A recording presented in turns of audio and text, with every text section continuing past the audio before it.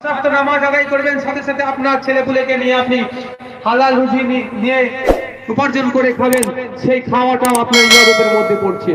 কারণ শিক্ষা শরীয়তের ফতোয়া দেখেন, আপনি যদি একটা অপর মুসলমানের সামনে হাসি মুখে কথা বলেন, সেটাও কিন্তু একটা ইবাদতের মধ্যে পড়ছে।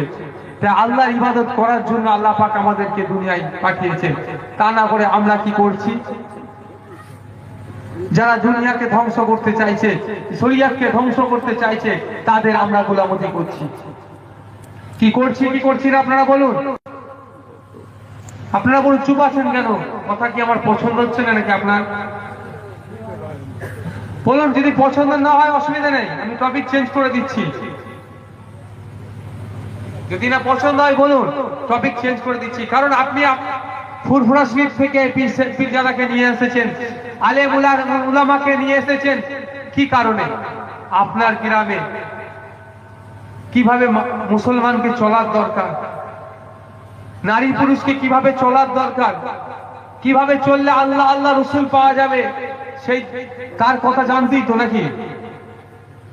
সেই কারণেই নিয়ে এসেছেন তো। তা আমি বলছি, তার থেকে ক্ষুদ্র ভাবে আপনাদেরকে কিরকম ভাবে চললে আল্লাহ আল্লাহ রসুলকে পাওয়া যাবে, সেগুলি একটু তুলে ধরার চেষ্টা করছি। তো আমরা আল্লাহ আল্লাহ রসুলের দেখানো পথ ছেড়ে দিয়ে আমরা বর্তমান সময়ে যারা আমাদের মাসিয়া হয়ে দাবি করছে, তাদের দেখানো পথে চলছে। একটু ভাবুন, সামান্য ভোটের জন্য, সামান্য ক্ষমতা অর্জনের জন্য আমি আমার ভাইয়ের কানে বন্দুক ধরছি, সামান্য ক্ষমতা অর্জনের জন্য আমি আমার ভাইয়ের বাড়িতে বোম মারছি, সামান্য ক্ষমতা অর্জনের জন্য আমি আমার ভাইকে মেরে দিচ্ছি, সামান্য ক্ষমতা অর্জনের জন্য আমি আমার ভাই নামে মিথ্যা কেস করছি। এটা কি শরীয়তে দেখানো পথের মধ্যে পড়ছে? এটা শরীয়তে দেখানো পথের মধ্যে পড়ছে না।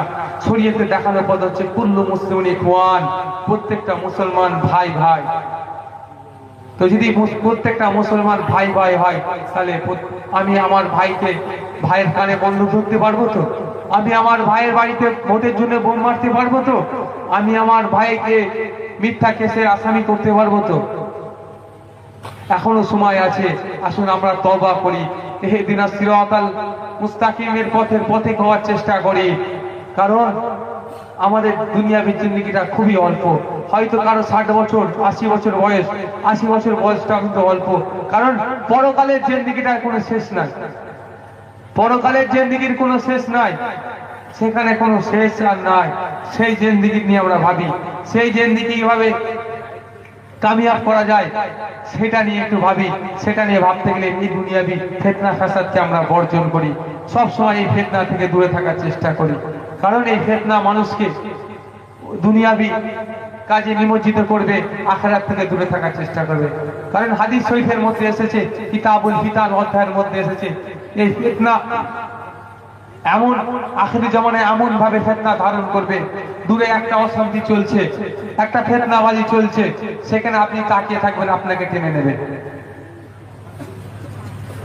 আবার বাবুল ফিতানের মধ্যে হাদিস শরীফের মধ্যে এসেছে, একটা ব্যক্তি ঘুমাচ্ছে আর একটা ব্যক্তি জেগে আছে। ঘুমানো ব্যক্তি, জেগে থাকা ব্যক্তির থেকে ঘুমানো ব্যক্তিটা উত্তম। সেই সময় কিন্তু এসে যাচ্ছে, যে সময়ের কথা বলা হচ্ছে হাদিসের মধ্যে, সেই সময়টা প্রায় চলছে এখন। কারণ এখন দেখুন, আপনি রাস্তা দিয়ে যাচ্ছেন, কোনো জায়গায় সমস্যা হয়েছে, আপনি ছাড়ানোর জন্য দাঁড়াচ্ছেন, ছাড়ানো তো দূরের কথা, আপনি সমস্যার মধ্যে পতিত হয়ে যাচ্ছেন। কারণ হাদিস তো আজ থেকে 1400-1500 বছর আগে হাদিসের মধ্যে নবী পাক সাল্লাল্লাহু আলাইহি ওয়াসাল্লাম ঘোষণা করে দিয়ে গেছে যে আখেরি একটা এমন সময় আসবে, সেই সময়ে ফিতনার দিকে তাকালে ফিতনা টেনে নেবে। তাই সুতরাং আমাদের সম্মুখে যখন ওই সময় এসে গেছে, আমাদেরকে বেশি বেশি তওবা করতে হবে, বেশি বেশি আল্লাহ আল্লাহ রসুলের দেখানো পথের দিকে আগাতে হবে, বেশি করে নামাজ পড়তে হবে, রোজা রাখতে হবে। 1 মাস রোজা রাখতেই হবে, সাথে সাথে নফল রোজা রাখতে হবে, দান খায়রাত করতে হবে। গ্রামে মাঝে মধ্যেই হাফেজদেরকে দিয়ে খতম করিয়ে, কোরআন শরীফ খতম করিয়ে মিলাদ দিতে হবে, যাতে করে এই গ্রামের কবরবাসী যারা হয়ে গেছেন তাদের আত্মার শান্তি পায়, এবং যারা আছেন তাদের ভবিষ্যৎ যাতে ভালো হয় সেই নিয়ে চিন্তা ভাবনা করতে হবে। দাদা হুজুর পীর কেবলা রহমাতুল্লাহ আলাইহি তার ওসিয়াতের মধ্যে বিভিন্ন বিষয়ে আলোচনা করে গিয়েছেন। আলোচনার মাধ্যমে একটা বিষয় খুবই ভালোভাবে কঠোরভাবে বলে গিয়েছেন গজলের বিষয়ে। গজল ইসলামের সূচনা লগ্নে কিন্তু গজল ছিল, পরে দাদা হুজুর পীর কেবলা রহমাতুল্লাহ আলাইহি গজলটাকে আবার দুটো ভাগ করেছে, একটা হচ্ছে শরীয়তি গজল, একটা বেশরীয়তি গজল। এখন অনেক ক্ষেত্রে দেখবেন রাগ রাগিনী নেয়, অর্থাৎ জ্ঞানের সুরে গজল হচ্ছে, হয় কি হয় না ভাই বলুন? সেটা কঠোর হারাম, আপনার সেটা থেকে পরহেজ থাকবে। এবং যে স্টেজে ওই রকম গানের নাই গজল হবে, সেগুলোকে আপনারা প্রতিহত করার চেষ্টা করবেন, সেখানে বন্ধ করার চেষ্টা করবেন। যেখানে হারাম কাজ হবে সেখানে আল্লাহর গজল নাজিল হবে। আমরা সবাই দাদা হুজুর পীর কেবলা রহমাতুল্লাহ এর মতদর্শের বিশ্বাসী। দাদা হুজুর পীর কেবলা রহমাতুল্লাহ আলাইহিকে মুজাদ্দিদ দাদা পীর বলে আমরা মানি, তাই তার দেখানো পথে আমাদের চলতে হবে।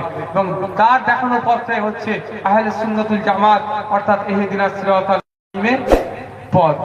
তাই আমাদেরকে সেই গজল থেকে পরহেজ থাকতে হবে। আর আপনারা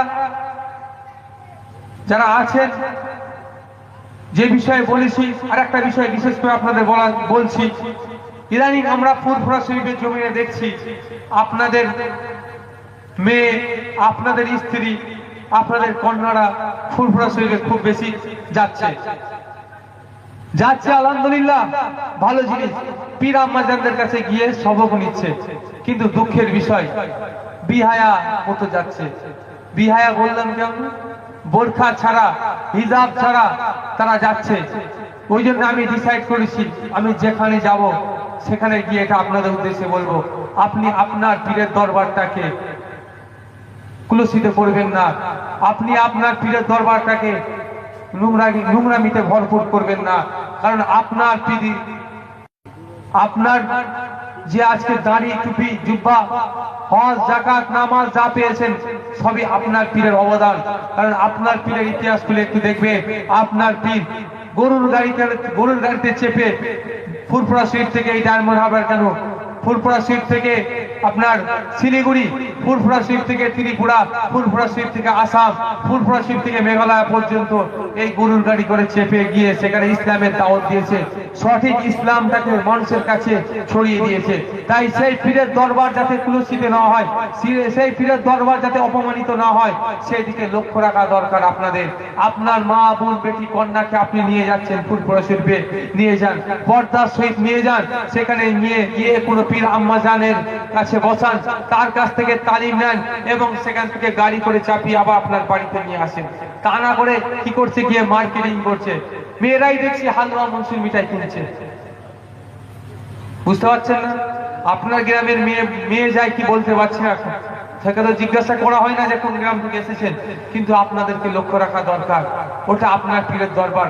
কারণ নাহলে অন্যান্য পীরের দরবারে যখন বেশরিয়াতির কাজ হয় আমরা আগুন তুলি না, বলি না, ওই দেখো ভণ্ড পীরের দরবারে কি হচ্ছে, ছেলে মেয়ে এক জায়গায় হই হই করছে, বলি কি বলি না? তাহলে আপনার পীর হক পীর, তার দরবারে যদি এইরকম বেশরিয়াতি কাজ চলে, আপনার দেখা কর্তব্য নয়। কারণ আপনি দাদা পীর রহমাতুল্লাহ আলাইহির রুহানি সন্তান, আপনারা যেমন জিসমানি সন্তান, আপনারাও রুহানি সন্তান, আপনাদেরকে সেদিকে খেয়াল রাখতে হবে। তাই আপনাদের উদ্দেশ্যে বলছি, আপনাদেরকে আপনারা নিয়ে যান আপনাদের কন্যা, মেয়ে, মাকে, বেটিকে, কিন্তু পর্দা করে নিয়ে যান, যাতে ওই মার্কেটিং হালুয়া, মনসুর, মিঠাই না কিনে পীর আম্মাজানদের কাছে বসান। এখন আমাদের 3 পীর আম্মাজান আল্লাহ পাক হায়াতে আছেন, তাদের কাছে বসান, তাদের কাছ থেকে সবক নিয়ে আসেন। দরকার পড়ে 3 মাস ছাড়া, 6 মাস ছাড়া নিয়ে যান, নিয়ে গিয়ে সবক নিয়ে আসেন, তাদেরকেও তালিম করতে বলুন। কিন্তু গিয়ে ফুরফুরা শরীফের সুন্দর পরিবেশ যাতে না নষ্ট হয়, সেদিকে আপনাদের খেয়াল রাখতে হবে। নিয়ে গিয়ে ফুরফুরা শরীফের সুন্দর পরিবেশ নষ্ট হয়ে যাচ্ছে, এটা কিন্তু কালকে আমাদের ময়দানে আপনাকে দাদা পীরের সামনে দাঁড়াতে হবে। সাথে সাথে আদ-দাইয়্যিসুল ইয়াদখুলুল জান্নাহ মধ্যে আমি পড়ে যাব, এটাকেও আপনাকে আমাকে লক্ষ্য রাখতে হবে।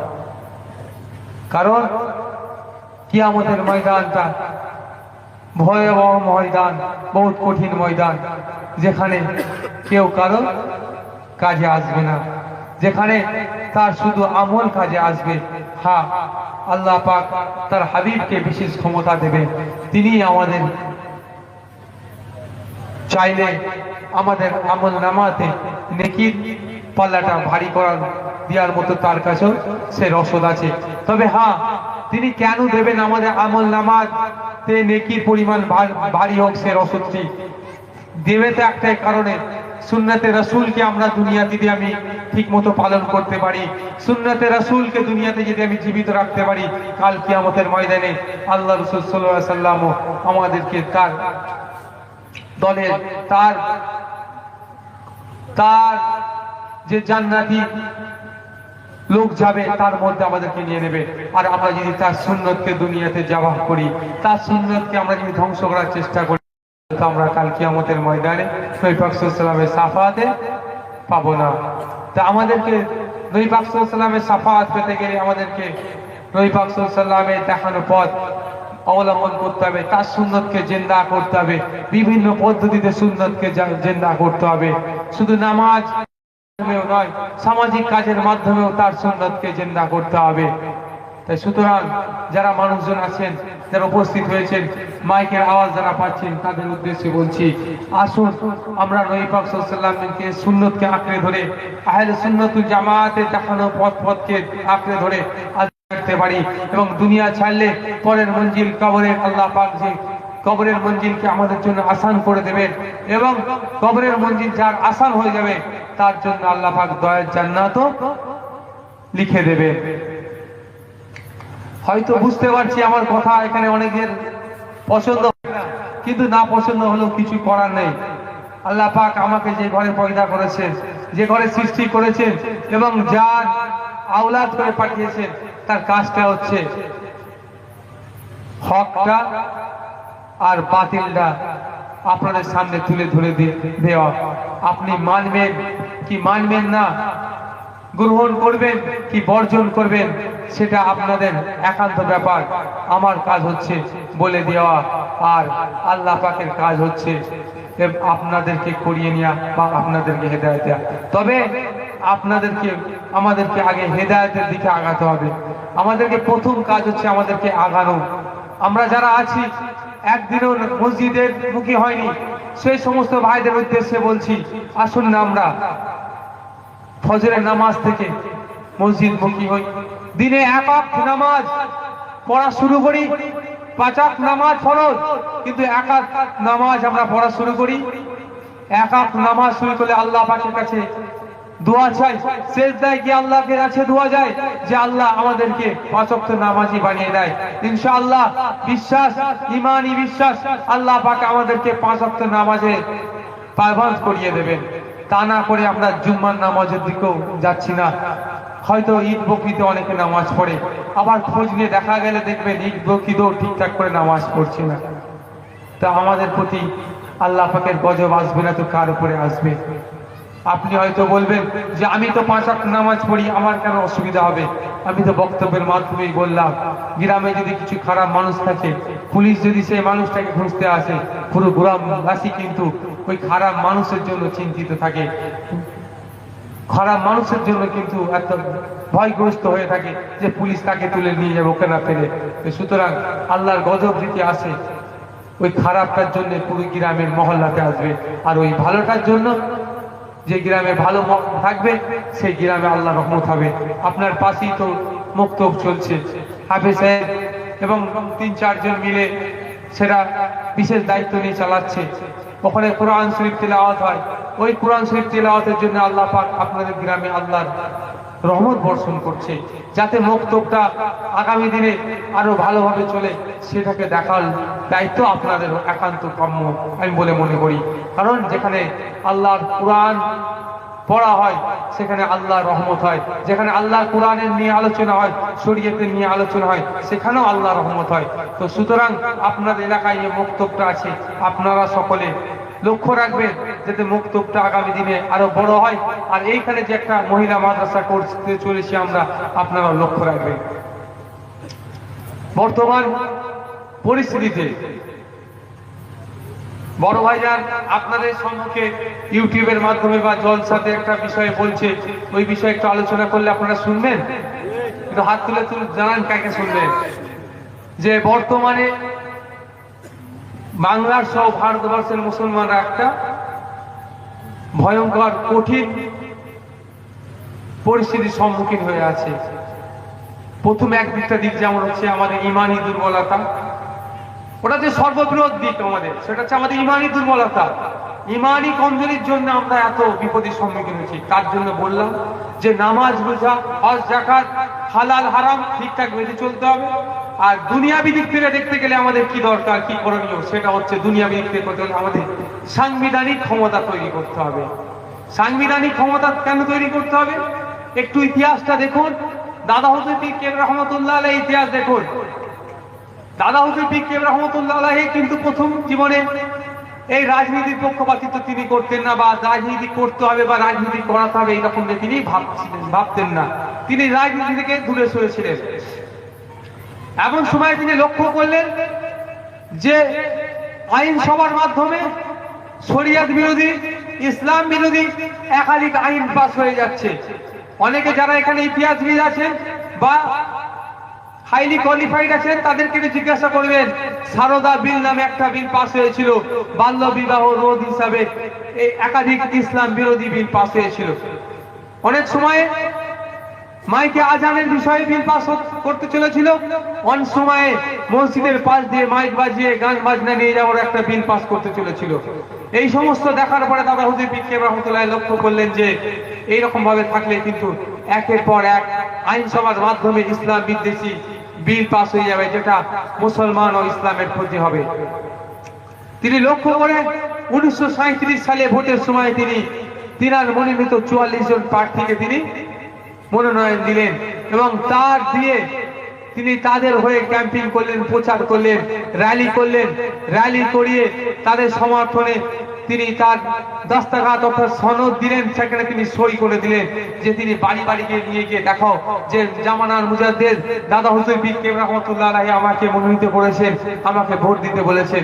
কেন ভোটটা দিতে বলেছিলেন? আজকের দিনের জন্য নাকি? যাতে এনআরসির বিল পাস হয়ে যাচ্ছে, ক্যার বিল পাস হয়ে যাচ্ছে, সংসদে যাবে না, আমরা ভোট দিলাম। একের পর এক তালাকের বিল পাস হয়ে যাচ্ছে, চুপ করে বসে থাকছে। 370 ধারা বলে একটা ধারা তুলে দিয়ে মুসলমানদের উপরে অত্যাচার চালাচ্ছে, স্যার বিল পাস হয়ে যাচ্ছে, চুপ করে বসে থেকে। আপনার বাবরি মসজিদ সমস্ত কাগজপত্র থাকার পরও আমাদের বিরুদ্ধে আইন পাস, আমাদের বিরুদ্ধে চলে যাচ্ছে, সেটা নিয়ে চুপ করে বসে থাকার জন্য তিনি ভোট দিতে বলেননি। তিনি ভোট দিয়েছিলেন, দিতে বলেছেন একটাই কারণ, উলামা সমাজরা রাজনীতির মধ্যে আগিয়ে আসে এবং আমাদের প্রতিনিধি বেশি বেশি আইন সভার মাধ্যমে থাকে। যখন এই আইনগুলো পাস করাতে চাইবে, ওই সমস্ত মেম্বারগণ তাদের প্রতিবাদ করে আইনগুলোকে বন্ধ করে দিতে পারে। সেই জন্য ভোট দিতে বলেছে। আজকের সময় একটু লক্ষ্য করে দেখুন, লোকসভা, বিধানসভা থেকে শুরু করে লোকসভা পর্যন্ত আছে আমাদের প্রতিনিধি। বলুন, আমাদের পশ্চিম বাংলার কথা বলছি, আমার বাড়ির কথা বলছি, আমার জন্মভূমির কথা বলছি, আমাদের প্রতিনিধি কোথায় আছে? যদি আমাদের প্রতিনিধি থাকতো, যখন ক্যাব বিলটা বিধানসভা থেকে পাস হলো, প্রতিবাদ করতো কি করতো না? বলুন বলুন একটু। প্রতিবাদ করেছে? করেনি। যখন বাবরি মসজিদের বিপক্ষে আইন অর্ডার হলো, তখন প্রতিবাদ করত? করেনি। কারণ আপনি আমি ভোট দিচ্ছি, কিন্তু সে আপনার আমার প্রতিনিধি নয়, বিশেষ একটা দলের প্রতিনিধি। তো আজকের দিনে সে দাদা হুজুর পীর কেবলা রহমতুল্লাহ আলাইহি দেখানোর পথকে আমরা সামনে রেখে আমরা এগিয়ে যেতে চলেছি। আমরা চাইছি আমরা আমাদের সমাজ থেকে প্রতিনিধি তৈরি করতে হবে। তাই আমরা মুসলিম, দলিত, আদিবাসী ঐক্যবদ্ধ হয়ে আমাদের প্রতিনিধি তৈরি করছি।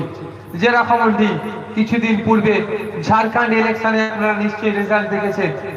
ঝাড়খণ্ডে বিজেপি সরকার বিগত ছিল, কিন্তু এখন সব ধুয়ে মুছে সাফ করে দিয়েছে। কারণ সেখানে মুসলিম আর আদিবাসী ঐক্যবদ্ধ হয়ে তাদের প্রতিনিধি তৈরি করেছে। তাদের প্রতিনিধি তৈরি করে আদিবাসী থেকে তারা মুখ্যমন্ত্রী বানিয়ে নিয়েছে। তাই পশ্চিম বাংলাও খুবই প্রয়োজন আমাদের প্রতিনিধি তৈরি করা। না আমরা প্রতিনিধি তৈরি করতে পারলে একের পর এক শরীয়ত বিরোধী আইন পাস হয়ে যাবে। যেরকম মদের বিল পাস হয়ে গেল, প্রতিবাদ করার কেউ নাই। কেউ আছে? আপনি বলবেন তো মুসলিম অনেকে মেলে আছে, তারা মুসলিম, অবশ্যই নামধারী মুসলিম, তারা আমাদের প্রতিনিধি নয়। তারা একটা বিশেষ দলের প্রতিনিধি। যখন আমরা আমাদের মুসলিম প্রতিনিধি পাঠাতাম, যদি সেখানে অবশ্যই তারা প্রতিবাদ করত। যেরকম প্রতিবাদ করেছিল একটু খোঁজ নিয়ে দেখুন, তামিলনাড়ুতে মাত্র 2টো মুসলিম প্রতিনিধি ছিল, অর্থাৎ মুসলিম 2টো এমএলএ ছিল।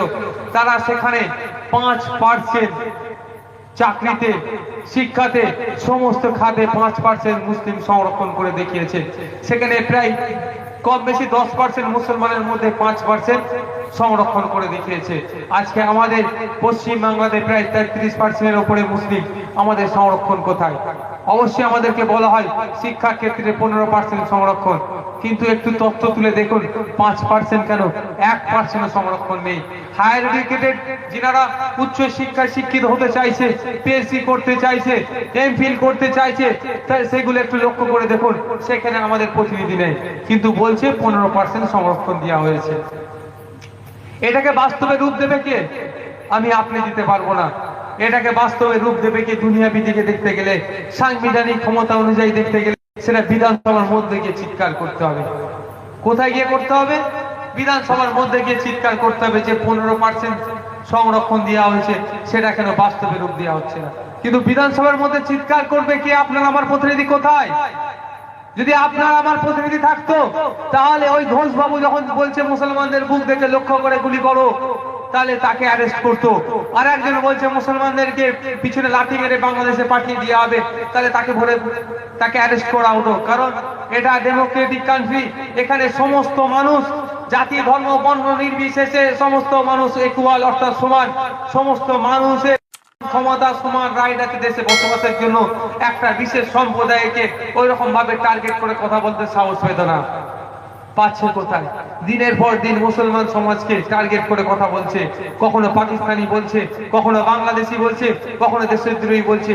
আজকে প্রতিবাদ করার মতো কেউ নাই। প্রতিবাদটা কোথায় করা দরকার? বিধানসভার মধ্যে।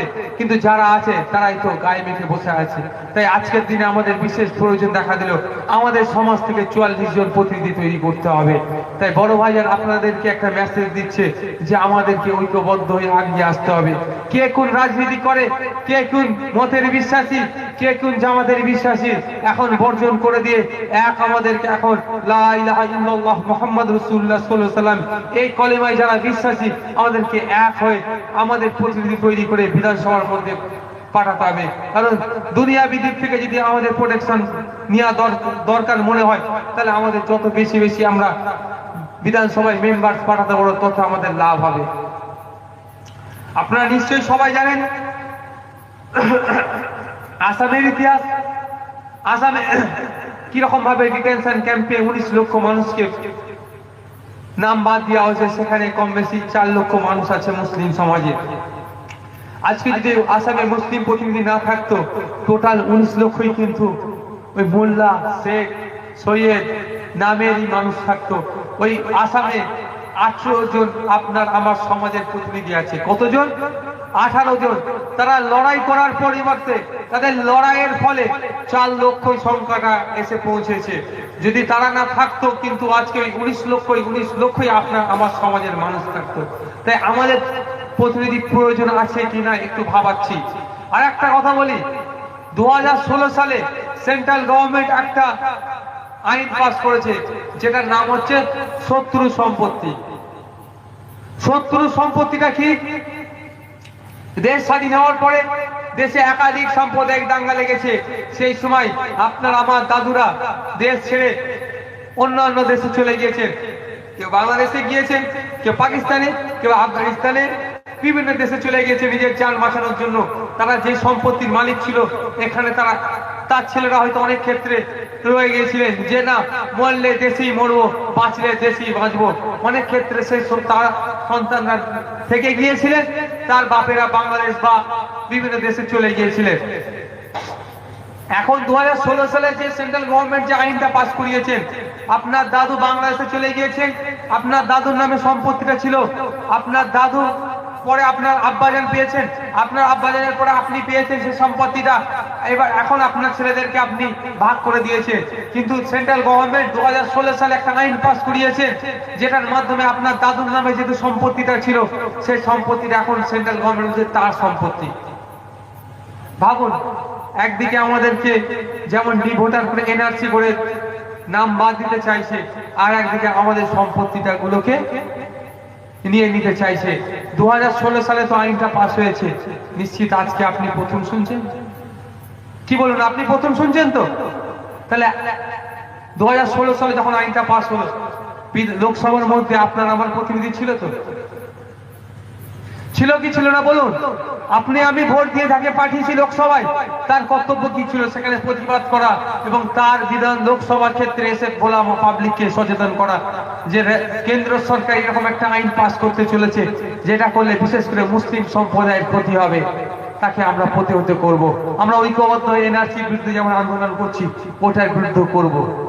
বলা দরকার ছিল তো? তারা বলেনি কেন? বলেনি একটাই কারণ, ওটা একটা বিশেষ সম্প্রদায় অর্থাৎ মুসলিম সম্প্রদায়ের ক্ষতি হচ্ছে, ওটা নিয়ে ভাবুক, আমাদের ভেবে লাভ নাই।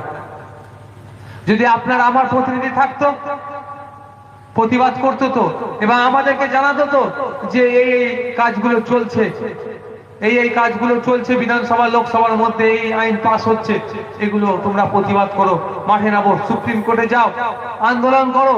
আন্দোলন করার ফলে আমরা ইনশাআল্লাহ প্রতিহত করতে পারবো। কিন্তু আমাদেরকে তা না করে আমরা যাকে ভোট দিচ্ছি তারা যাচ্ছে, তারা যাওয়ার পরেও কিন্তু আমাদের সাথে ইনজাস্টিস হচ্ছে, আমাদের প্রাপ্য আমাদেরকে বুঝাচ্ছে না, আমাদের বিরুদ্ধে একের পর এক আইন পাস হয়ে যাচ্ছে, কিন্তু আমাদের বলছেও না, আমাদেরকে প্রোটেকশনও দিচ্ছে না।